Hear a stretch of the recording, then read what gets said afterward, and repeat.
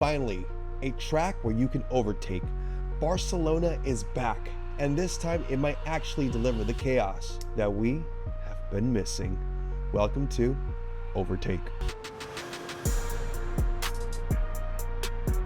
The sun is out, the tires are melting, and every team has brought something. Let's break down the upgrades, the drama, and why the Spanish Grand Prix matters. Has Barcelona finally dropped its test track energy and turned into a proper racing venue? First off, the Circuito of Barcelona is in the middle of a 15 million euro glow up. They're trying to lock in a new deal before Madrid takes over the Spanish Grand Prix in 2026. No rain this weekend, which means no excuses. We're getting full-on strategy battles, proper tire degradation, and hopefully some really good overtakes on turn one. This is a real driver circuit. Fast corners, elevation changes, pure racing, no tricks. With every team dropping upgrades, can we see the pecking order shift? But let's be honest, how many memorable races have we seen in Barcelona? Even with the new layout change, it's still tough to pass. Should we let one or two races fool us? Is Barcelona a top 5 drivers track, or is it more of a F1 nostalgic bite? Let's talk upgrades, because every team is literally throwing parts at their car like this track is the championship decider. Are these new wing rules the only thing that can stop McLaren? McLaren is leading both championships, but the FIA just enforced a strict front wing flex rule. Could this actually slow them down, or is Piastri about to run away with this? If this rule does not affect McLaren, is the season over where we give McLaren both the driver and the constructors championship and let Max get third place and everybody can battle it out 4th and 5th and 6th?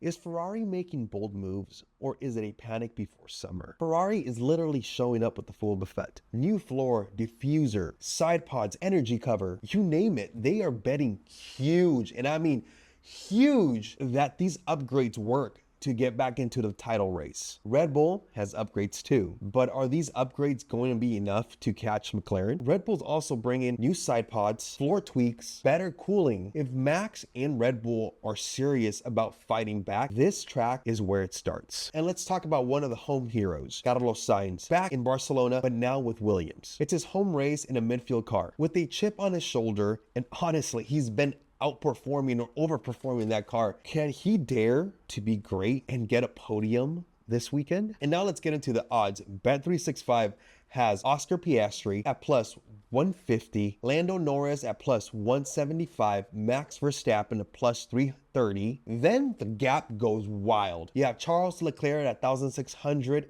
and then even higher, George Russell at 2,000. What does this tell you? The odds makers still think Piastri is the #1 driver, Piastri is the leading man, and Piastri should win this Spanish Grand Prix. Who is going to get pole? Last year, McLaren got it with Lando Norris. This year, I believe it's going to be McLaren with their leading man, Oscar Piastri. So who's gonna win? Let's go with our podium. On third place, we have the reigning champion, Max Verstappen. The upgrades are gonna work, but overall, McLaren's still gonna be the top performing car. So third place, we go to Max Verstappen. Second place, we go to Lando Norris. Yes, he has the best car, and he's coming from a win in Monaco last weekend, but unfortunately, in front of him, he has a driver that's outperforming him, has that mental toughness, and is on a roll right now. Our first place goes to Oscar Piastri. What team is gonna be the disappointment at the Circuito Barcelona-Catalunya? We're gonna have to go with Mercedes. We have George and Kimi. I think Ferrari's buffet of upgrades are gonna work. Leclerc has been looking great. Hamilton, he's kind of coming into it. And